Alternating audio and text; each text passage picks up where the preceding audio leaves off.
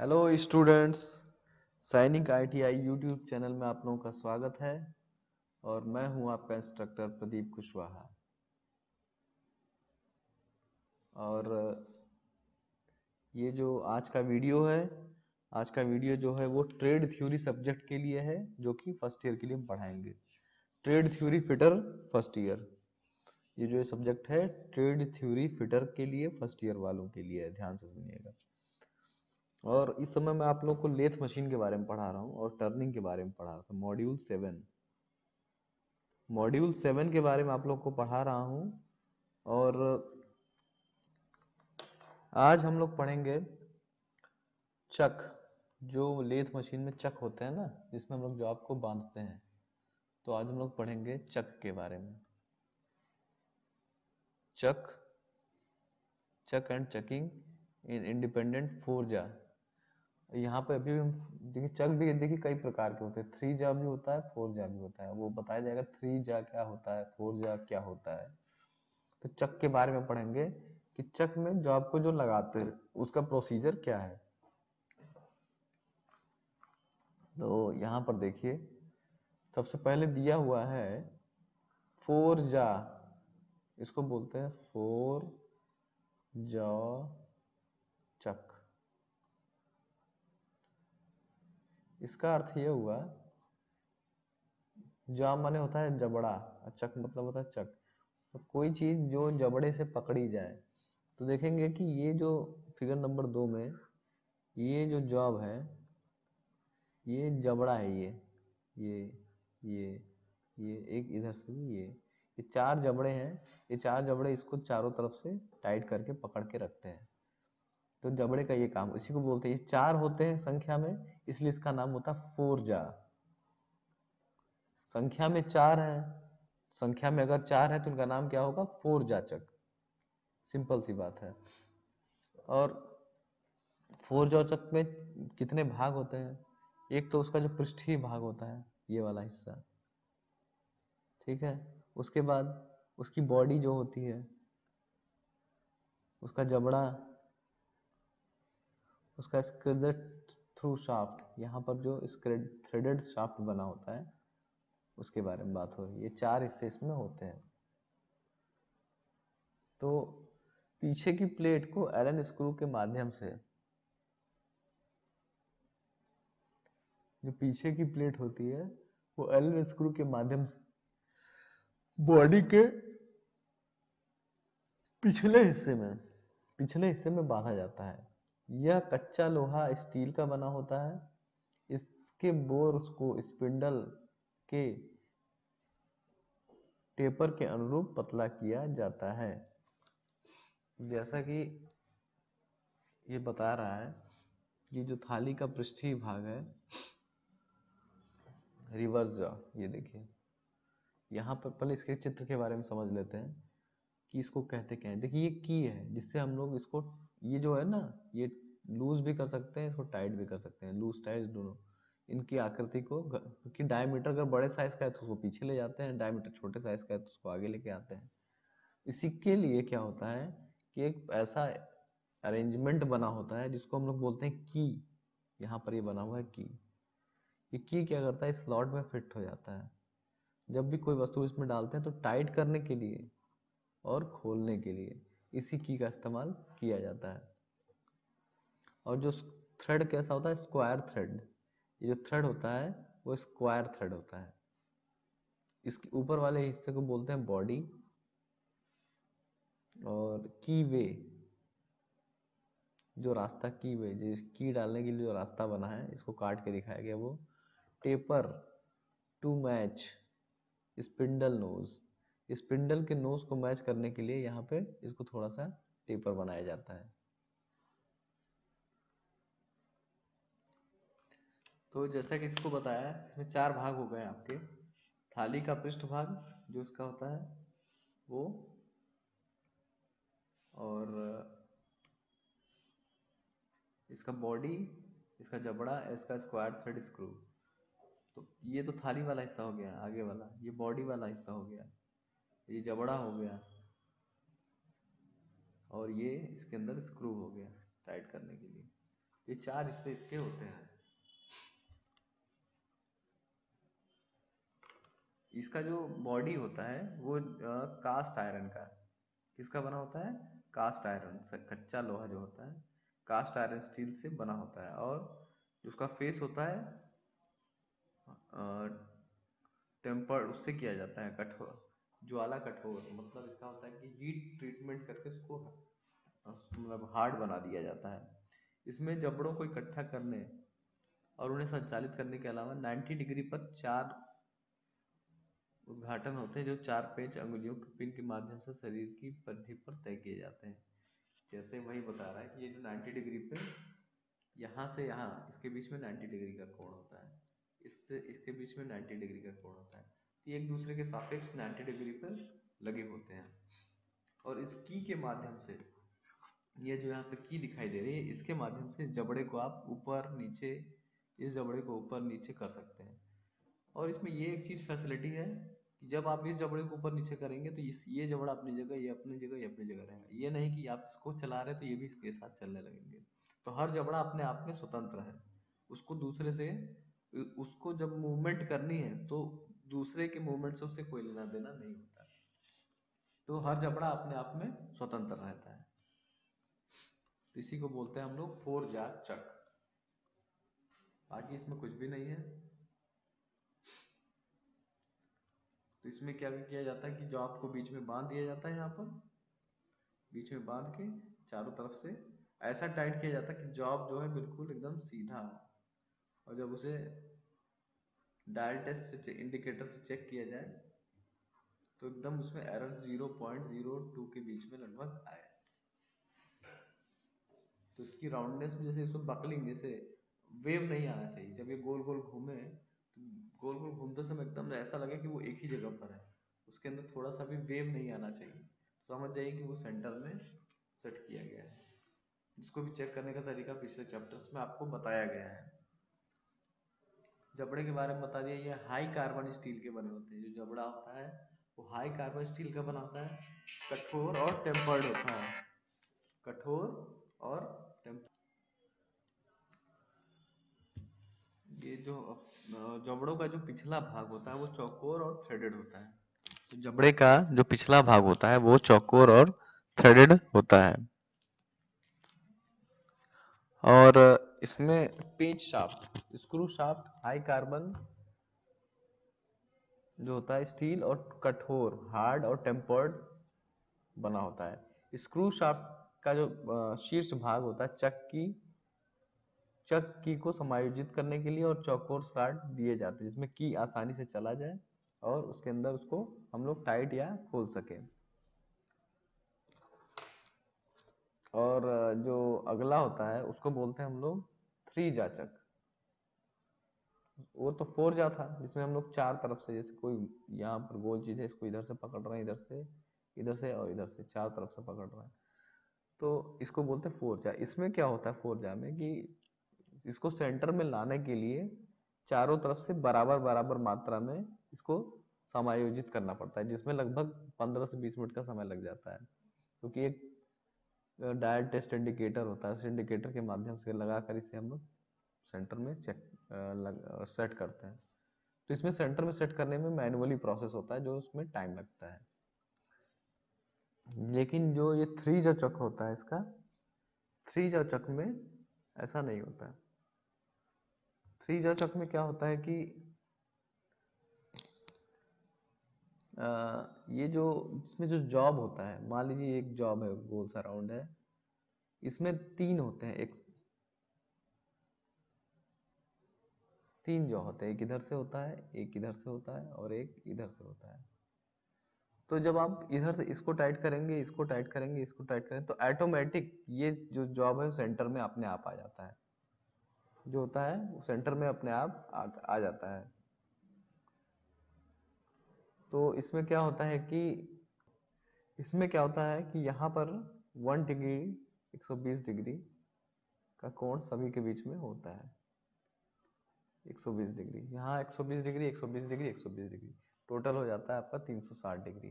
तो जो तीन जा बने होते हैं, इसके तीनों जा जो होते हैं वो 160 डिग्री पे, 120 डिग्री पे बने होते हैं। जॉब बीच में होता है और 120 डिग्री पे जॉब उसके चक्र बने होते हैं। कुछ इस तरह, जैसे मैंने भी आपको बताया, इसमें 3 होंगे, ऐसे, ऐसे और ऐसे, और बीच में आपका जॉब होगा,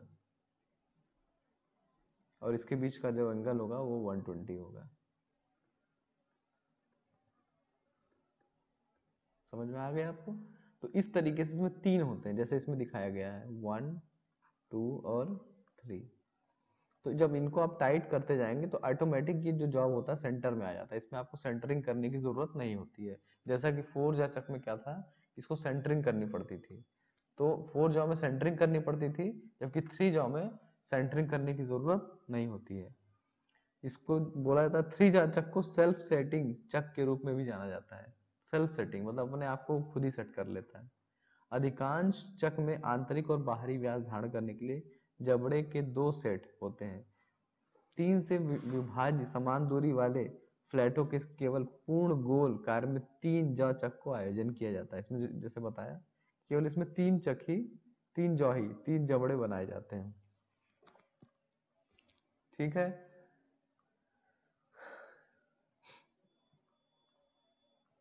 तो इसमें बस कुल मिलाकर यही हिस्सा है, और जो चक की होती है इससे इसको टाइट कर दिया जाता है ताकि ये लूज ना हो। जब इस तीनों को हम लोग समायोजित कर देते हैं, चक्की को टाइट करते जाएंगे, तो ये अपने आप तीनों सेंटर में आ जाते हैं। तो 4 जा और 3 जा में कुल मिलाकर यही अंतर है, बाकी कोई अंतर नहीं होता। एक यहाँ पर देख लीजिए, कंपैरिजन लिस्ट दिखाई गई है कि 4 जा और 3 जा में कंपैरिजन किया गया है कि क्या है ये। तो ये देखो, केवल बेलनाकार षटकोणी कार्य किया जा सकता है 3 जा पे, इस पे भी किया जा सकता है। आंतरिक और बाहरी जबड़े उपलब्ध हैं, जबड़े बाहरी और आंतरिक होल्डिंग के लिए प्रतिवर्ती होते हैं। काम काम जॉब की स्थापना, जॉब को सेट करना आसान होता है, इसमें जॉब को सेट करना मुश्किल होता है। इसमें जो होता है कि जॉब को होल्ड करने की, पकड़ने की जो शक्ति होती है वो कम होती है, इसके अंदर कम होती है, जबकि इसकी पकड़ शक्ति इसमें ज्यादा होती है। इसलिए जो हैवी होते हैं, हैवी जॉब्स, तो वो हम 4 जा में ही बनाते हैं। लोग ऐसा कहते हैं कि जब सेल्फ सेंटरिंग हो ही जा रही है तो 3 जॉब में क्यों नहीं काम किया जाता, 4 जा में करने की क्या जरूरत है। तो 4 जा चक में इसलिए उपयोग करने की जरूरत है क्योंकि 3 जा चक उतने ज्यादा उसमें स्ट्रेंथ नहीं होती, मजबूती से वो पकड़ नहीं पाता जितनी मजबूती से आपका 4 जा चक पकड़ कर रखता है।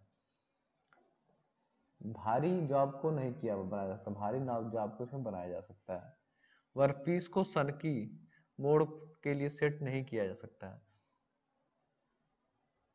सनकी मतलब क्या हो गया ये, अगर जॉब में आपका कोई क्रेजी बेंड है हल्का फुल्का, तो वो क्या होगा, 3 जॉब में सेट नहीं हो पाएगा क्योंकि उसको पूरा स्ट्रेट चाहिए। वर्कपीस क्या है, इसमें थोड़ा बहुत अगर इसमें डिफॉर्मेशन है हल्का फुल्का, तो वो फिर भी 4 जॉब में सेट किया जा सकता है। चेहरे पर संकेंद्रित वृत्त नहीं दिए गए हैं, जो उसके फेस होते हैं उस पर जो सेंटरिंग नहीं दिखाई देती है। वृत्त प्रदान किए जाते हैं और जबड़े की अनुमानित सेटिंग में मदद करते हैं। नियमित और अनियमित आकृतियों की एक विस्तृत श्रृंखला आयोजित होती है। इसमें सटीकता का कोई नुकसान नहीं है क्योंकि चक खराब हो जाता है। तो ये बेसिक अंतर आपका यहाँ पर 3 जा 4 जा में होता है। अब उसके गुण क्या क्या हैं, 4 जा चक के गुण पढ़ लेते हैं हम लोग। नियमित और अनियमित आकार की विस्तृत श्रृंखला आयोजित, जिससे कि इसमें आप नियमित अनियमित कोई भी साइज का आप जो जॉब है वो लगाकर इसमें काम शुरू कर सकते हो। कार्य को अपनी इच्छा से एकाग्र या विलक्षण रूप से चलाने के लिए निर्धारित, कार्य को अपने हिसाब से लगा सकते हो, घटा सकते हो, बढ़ा सकते हो। इसमें पकड़ शक्ति भी अधिक होती है। जबड़े आंतरिक और बाहरी काम के लिए प्रतिवर्ती होते हैं, और जो जॉब होता है अंतिम छोर पर आसानी से किया जा सकता है। चक के खराब होने से सटीकता का कोई नुकसान नहीं होता है। इसके बाद जैसे अगर चक में कोई खराबी आ जाए, तो ऐसा नहीं कि उसमें जॉब में एक्यूरेसी में कोई इशू आ जाएगा, क्योंकि आपकी सेटिंग तो राउंडनेस में सही की गई है। तो चक कितना भी खराब हो, जो आपका उसमें जो क्वालिटी में है उससे कोई समझौता नहीं होगा। 4 जा चक के दोष क्या क्या होते हैं, वर्कपीस को अलग अलग सेट किया करना पड़ता है। ग्रिपिंग पावर इतनी बढ़िया है कि सेटिंग के दौरान बारीक काम आसानी से खराब हो जाता है। ग्रिपिंग इतना तेज पकड़ लेता है कि उसके निशान जो है उसके दांतों के जो निशान होते हैं जबड़े के उस पे पड़ जाते हैं वर्कपीस पे। अब थ्री जा चक के गुण पढ़ लेते हैं कि थ्री जा चक में गुण क्या क्या होते हैं। काम आसानी से सेट, जो थ्री जा में क्या होता है बहुत अपने आप सेंटरिंग नहीं करनी पड़ती, अपने आप सेट हो जाता है। बेलनाकार और षटकोणी कार्यों के लिए एक विस्तृत श्रृंखला आयोजित की जा सकती है। बेलनाकार और षटकोणी जो कार्य होते हैं उनको जॉब होते हैं उनको आसानी से आप अलग अलग साइज में सेट कर सकते हैं। आंतरिक और बाहरी जबड़े इसमें भी बने होते हैं। अब इसमें समस्या क्या है, चक के खराब होने पर सटीकता का, जैसे अब थ्री जो चक में क्या होता है, चक के आधार पर ही सेंटरिंग होती है। उसमें सेंटरिंग क्या होता है, मैनुअल की जाती थी। इसमें सेंटरिंग अपने राउंडनेस के आधार पर की जाती है।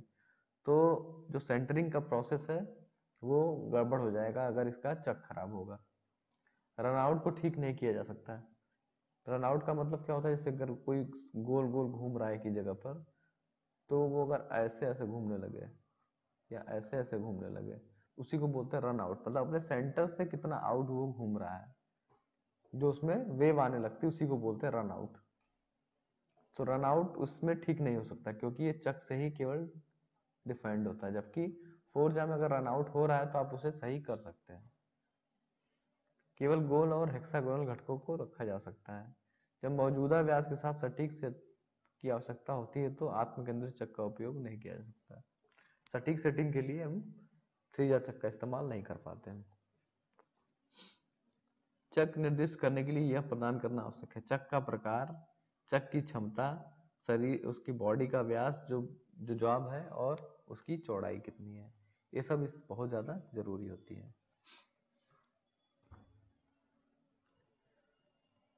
थ्री जबड़ा आत्म केंद्रित, मतलब जो तीन जबड़ा होता है जो खुद अपने आप सेंटरिंग कर लेता है, उसकी जो पकड़ने की क्षमता होती है वो 450 mm तक होती है।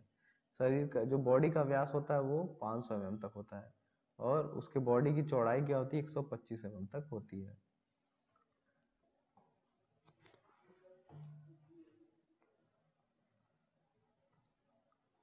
अगला है कि चक माउंटिंग को कैसे साफ किया जाता है, क्योंकि कोई भी चीज अगर आप इस्तेमाल करते हैं तो उसमें गंदगी भी होगी तो उसे हमें साफ भी करना पड़ेगा। तो हर जो टेक्निकल इंस्ट्रूमेंट होते हैं, जो भी मैकेनिकल इंस्ट्रूमेंट होते हैं, उनको साफ सफाई करने का, उनके रख रखाव का, हर चीज का एक तरीका होता है। तो तरीके को आपको पता होना चाहिए किस प्रकार से हम उसे कर सकते हैं। तो थ्रेड क्लीनर नाम का एक, जैसा कि फिगर नंबर 1 में देखिए, थ्रेड क्लीनर ये है। एग्जाम में पॉइंट ऑफ व्यू से पूछा जाता है, ये पूछ देगा ये क्या चीज है। इसको बोलते हैं आप थ्रेड क्लीनर। इसको बोलते हैं THREAD, थ्रेड क्लीनर। इसको थ्रेड क्लीनर बोलते हैं। तो इससे क्या करते हैं, जो अंदर चूड़ियां कटी रहती हैं इसके अंदर दोनों, यहाँ चोंच बना होता है, आपने देखा होगा चोंच, चोंच से दोनों चारों तरफ इसको घुमाया जाता है। जब इसको घुमाएंगे तो जिसकी चूड़ियों में जो गंदगी फंसी होती है वो सब सारी साफ हो जाती है। अब यहाँ पर जो चक है, जैसे ये क्या है आपका, ये हेड स्टॉक दिखाया गया है, यहाँ पे एक हेड स्टॉक दिखाया गया पूरा।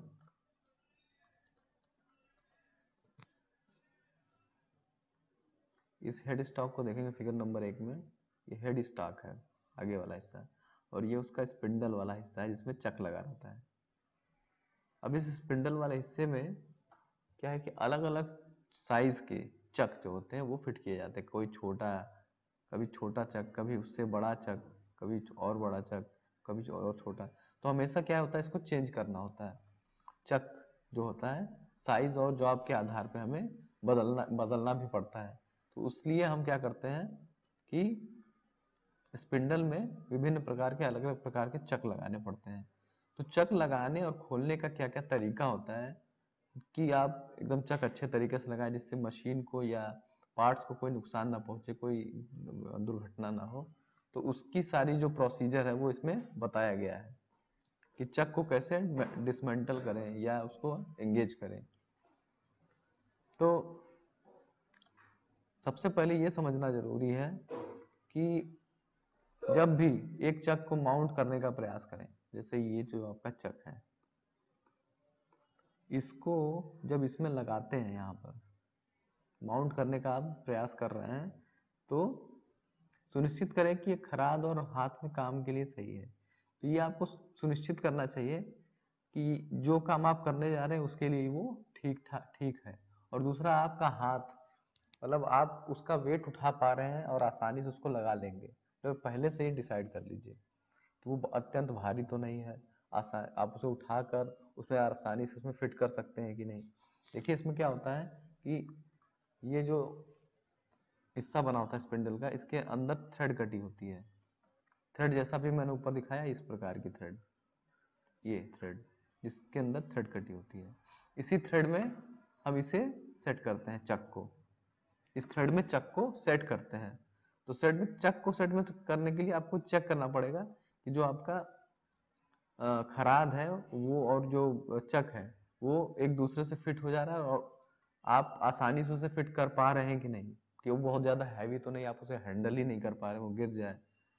स्पिंडल की जो नाक पर चक माउंट करने के लिए शक्ति का प्रयोग ना करें। जैसे इसकी जो ऊपरी एज है, जब इसको आप इसमें डालने का प्रयास करेंगे, क्योंकि बहुत भारी होता है, तो जब डालने का प्रयास करेंगे तो ऐसा नहीं कि आप उसको ठोके या जोर जोर से उसमें, क्योंकि इसमें थ्रेड बनी होती है, थ्रेड क्या है, डैमेज हो जाएंगी, तो उसको चूड़ी पे हल्के से चढ़ाना पड़ता है।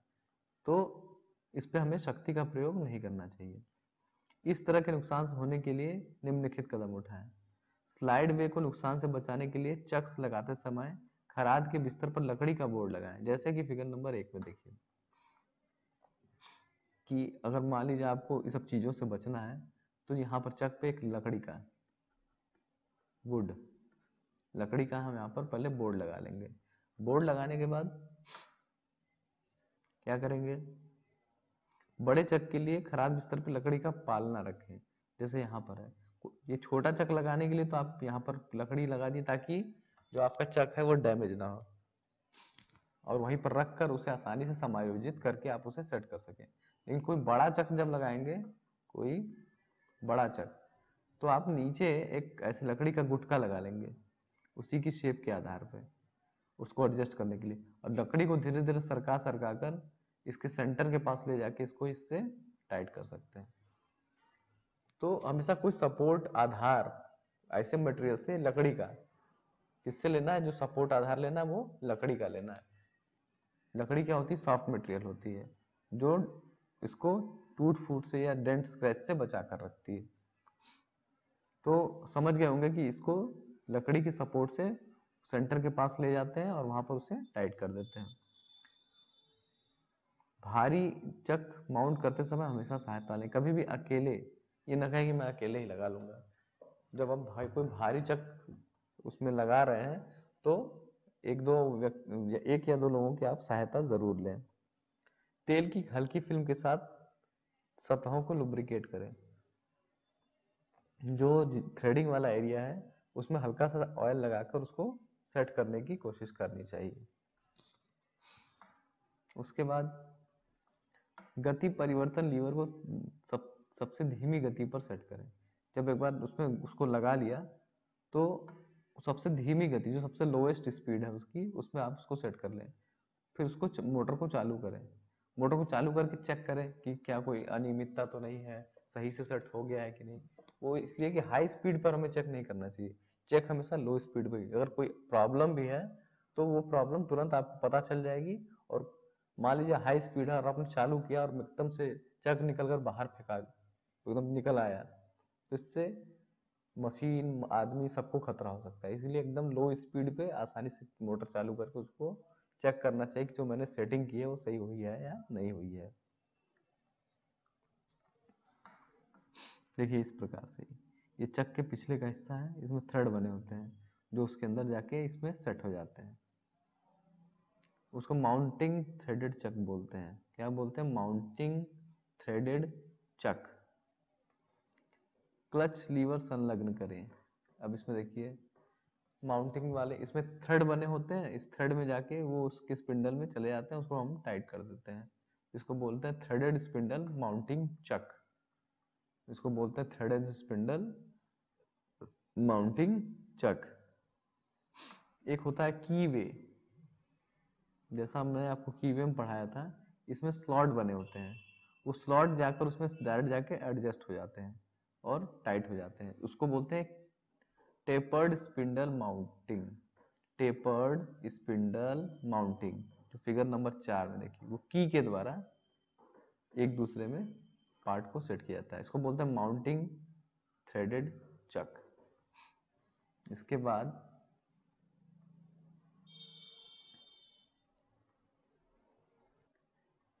जब आपका चक जब उस पे स्पिंडल पे चढ़ जाता है तो उसको लॉक करने के लिए ये जो आता है सी स्पैनर, सी स्पैनर से उसको पकड़ के, ये क्या होता है मैलेट, इसको बोलते हैं लकड़ी के हथौड़े को बोलते हैं मैलेट। मैलेट उसके माध्यम से चोट मार मार के उसको लॉक कर देना चाहिए, टाइट कर देना चाहिए, ताकि वो जो चक है अच्छे तरीके से उस पर टाइट हो जाए। तो सी हैमर की सहायता, सी क्लैंप की सहायता से, जो सी स्पैनर होता है उसकी सहायता से और मैलेट की सहायता से चक को स्पिंडल में टाइट कर देना चाहिए। एक होता है आपका cam lock spindle mounting. Cam lock में क्या होता है, ये देखिए अलग अलग इसमें कैम लॉक स्टड बने हुए हैं। ये कैम लॉक स्टड के लिए यहाँ पर होल बने हुए हैं, इसी होल में इसको बस डाल देना है, इसी होल में इसको डालकर टाइट कर देना है। इसी को बोलते हैं mounting chuck on cam and lock spindle. Cam and lock मतलब कैम है ये इसके अंदर चला जाता है, फिर इसको यहाँ से टाइट करके लॉक कर दिया जाता है। अब अगला है बोल्टेड स्पिंडल। बोल्टेड स्पिंडल में क्या होता है, वही होल बने रहेंगे, उसमें बोल्ट बना रहेगा यहाँ पर 4, उसको होल में डालिए, इधर से नट बोल्ट से टाइट कर दीजिए।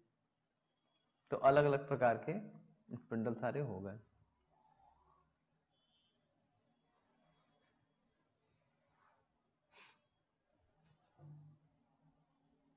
थ्रेडेड स्पिंडी से चक्स को उतारना, रिवर्स स्पिंडल डायरेक्शन। जैसे कि जब चक को उतारना हो तो फिर क्या करनी चाहिए, फिर से हमें ब्लॉक लगाना चाहिए। अब ब्लॉक लगाकर यहाँ पे ब्लॉक लगा दिया और फिर इसको रिवर्स उल्टे डायरेक्शन में घुमाना चाहिए, जो क्योंकि वो थ्रेड पे, इसमें क्या होता है थ्रेड बनी होती है और थ्रेड पे ये चढ़ा रहता है, तो जब उसको इस टाइप से घुमा रहा है उसको हम रिवर्स डायरेक्शन में घुमाएंगे तो क्या है उसका नट बोल्ट ओपन हो जाएगा, खुल जाएगा। तो चक को खोलने और टाइट करने के लिए इस विधि का उपयोग किया जाता है। Very heavy, so it's a good idea to take a piece of plywood and put it down on the ways. कैसे चक को उतारा जा रहा है, चक को उतारने के लिए देखिए इसने क्या किया है, नीचे पहले लकड़ी की प्लेट लगा दी है, पटरा ये वुडन, उसके बाद इसको एंटी क्लॉकवाइज डायरेक्शन में घुमाकर निकाला जाए। ये देखिए थ्रेडेड चक थी, इसमें थ्रेड बना हुआ है, इसके ऊपर थ्रेड पे इसको टाइट किया गया था। तो इस प्रकार से जो चक है ये स्पिंडल, इसको स्पिंडल बोलते हैं, ये स्पिंडल वाला हिस्सा है, इस स्पिंडल के ऊपर इसको चढ़ा दिया जाता है। अब देखिए इस चक को कैसे इसने माउंट, अब दूसरे साइज का चक है, इसको इस पे माउंट करना है, इसमें भी अंदर थ्रेड कटे हुए थे।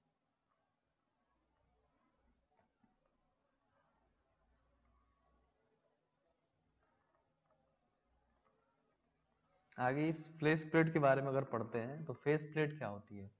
फेस प्लेट क्या होता है कि जब कोई ऐसा जॉब हो जिसको हमें सेंटर पे नहीं लगाना है, मतलब वो गोल ना हो या सेंटर पे सेट नहीं हो सकता, जैसे 3 जॉ होते हैं ना ऐसे ऐसे, उसको बीच में हम सेट करते हैं जॉब को, तो कुछ ऐसा पार्ट आ जाए जो जॉब में बीच में सेट नहीं हो सकता, तो उसके लिए या साइज में बड़ा छोटा हो, उस आकार में अलग हो, तो उसके लिए हम लोग क्या करते हैं फेस प्लेट का इस्तेमाल करते हैं। उसमें क्या करते हैं चक जो होता है, चक को निकाल दिया जाता है और चक की जगह पर फेस प्लेट, ये जो दिख रही है ऐसी फेस प्लेटों का इस्तेमाल किया जाता है। उसमें ऐसे स्लॉट कटे होते हैं, ये सब सारे स्लॉट इसी आर पार है, ये स्लॉट कटे होते हैं। फिगर नंबर 1 में देखिए ए टाइप, बी और सी अलग अलग टाइप के चक हैं, इसमें बने हुए हैं। इन चकों में क्या होता है कि आप अपनी सुविधा के अनुसार जॉब सेट कर सकते हैं। जैसे वर्क पीस है, देखिए ये यहाँ पर इसने सेट कर दिया है, उसका साइज जो है या वो सेंटर से आउट है या फिर बड़ा है छोटा है, तो उसके लिए हम लोग क्या करते हैं कि वर्क पीस को सेट करने के लिए फेस प्लेट का इस्तेमाल करते हैं। फेस प्लेट का इस्तेमाल कि जैसे कि एक जॉब है, चौकोर है ये, उसको सेंटर से होल करना है, तो उसको चारों तरफ पकड़ने के लिए क्या किया इन्होंने, इस टाइप का फेस प्लेट ले लिया, एक वी टाइप का, इसके ऊपर प्लेट को रखा और चारों तरफ से यहाँ से नट बोल्ट यहाँ से लेके माउंट कर दिया, तो एक यहाँ पर जाकर ये वाला हिस्सा जो है ये माउंट हो गया। तो क्या ये चौकोर गोल वाले में सेट हो सकता था? नहीं हो सकता था, क्योंकि वो तो चक ऐसा है, गोल है, तो कैसे उसमें माउंट होगा। तो इसके लिए हम लोग क्या करते हैं, उसको निकाल कर फेस प्लेट लगा देते हैं और फिर फेस प्लेट पे उस जॉब को सेट करते हैं। तो ऐसी जगहों के लिए फेस प्लेट का इस्तेमाल होता है, जिसको हम लोग बोलते हैं फेस प्लेट। जैसे कि इस फिगर में देखिए आप लोग, ये जो फेस प्लेट लगाई गई है चक की जगह पर, और एक ये यहाँ पर एक जॉब सेट किया गया है। ये जॉब का सेंटर देखिए, इसका सेंटर आउट है, अलग अलग है, और ये जॉब का शेप देखिए, ये कुछ अलग ही प्रकार का शेप है, एक अर्धवृत्त है, नीचे एक लंबी सी प्लेट है। तो इसको आप इस होल में तो सेट कर नहीं सकते, तो इसको सेट करने के लिए हमें क्या चाहिए, फेस प्लेट चाहिए। फेस प्लेट पे इसको अच्छे तरीके से नट बोल्ट से माउंट कर दिया गया है। माउंट करके इसके अंदर वाली सतह को चिकना करना है, मतलब चारों तरफ से राउंड करके सरफेस को चिकना करना है। तो ये जॉब क्या है, लेथ मशीन में तो इसके राउंड वाले हिस्से में सेट नहीं हो सकता, तो इस वजह से इस फेस प्लेट का इस्तेमाल करके इस पे इसको बांधा जाता है और इस तरीके से सेट किया जाता है कि जो टूल है वो इस पे आराम से काम कर सके। अब जैसा कि आपको चित्र में दिखाया जाएगा वीडियो में, जैसे इसको सेट कर दिया गया टूल को। अब टूल को सेट करके इसके अंदरूनी हिस्से को हम लोग ग्राइंड करेंगे। तो अब टूल को क्या है, इसके अंदर ले जाके इसको मशीनिंग ऑपरेशन करना है। देखिए किस प्रकार से होगा। अब मशीन देखिए यहाँ पे चलना शुरू हो गई है और इस टूल के माध्यम से हम इसे मशीनिंग का प्रोसेस शुरू करेंगे। यहाँ पे देखिए टूल पहुंच चुका है और ये अंदर से चिप्स निकालना शुरू कर दिया उसने। यहाँ पर देखिए कटिंग का काम हो रहा है। तो इस प्रकार से, क्योंकि ये जो पार्ट था ये चक में सेट नहीं हो सकता, इसके लिए फेस प्लेट का इस्तेमाल किया गया। इसी प्रकार बहुत सारे शेप के जो वर्क पीस होते हैं जिसपे मशीनिंग प्रक्रिया करने की आवश्यकता होती है, तो ऐसी जगहों के लिए हम लोग फेस प्लेट का इस्तेमाल करते हैं। तो आई होप आप लोग समझ गए होंगे कि फेस प्लेट क्या चीज़ होती है और ये वर्क कैसे करती है। जो कि फेस प्लेट जो होता है, जो जॉब हम राउंड सर्कल में नहीं पकड़ सकते चक के, उसके लिए हम लोग फेस प्लेट का इस्तेमाल करते हैं। जो अलग अलग आकृतियों के शेप होते हैं, राउंड है, स्क्वायर है, रेक्टेंगल है, राउंड रेक्टेंगल है, सब सारे अलग अलग टाइप के शेप बने हुए हैं, उनको इस पे जो यहाँ स्लॉट बने होते हैं, इस पे जो अलग अलग स्लॉट बने होते हैं इसके ऊपर फेस प्लेट पे, स्लॉट में बांधने के लिए ये प्रक्रिया आपको खुद तय करनी होती है कि मुझे इसको कैसे बांधना है, वो कैसे घूमेगा, ये आपको खुद इसको इमेजिन करके सारे काम करने होते हैं। तो ये होता है आपका फेस प्लेट। हमने आज फेस प्लेट के बारे में पढ़ लिया, 3 जा 4 जा चक के बारे में पढ़ा कि और चक को बांधा कैसे जाता है, खोला कैसे जाता है, चक की माउंटिंग को साफ कैसे की जाती है, 3 जा 4 जा चक में अंतर क्या होता है, इसके बारे में आज हमने पढ़ा। तो आज का जो चैप्टर है वो हम लोग यहीं पे समाप्त करते हैं। नेक्स्ट हम लोग इसके अगले क्रम के बारे में पढ़ेंगे कि हम लोग लेथ मशीन पर ड्रिलिंग का प्रोसेस कैसे कर सकते हैं। ठीक है सर? तो दोस्तों आज के लिए इतना काफ़ी है, तब तक के लिए गुड बाय।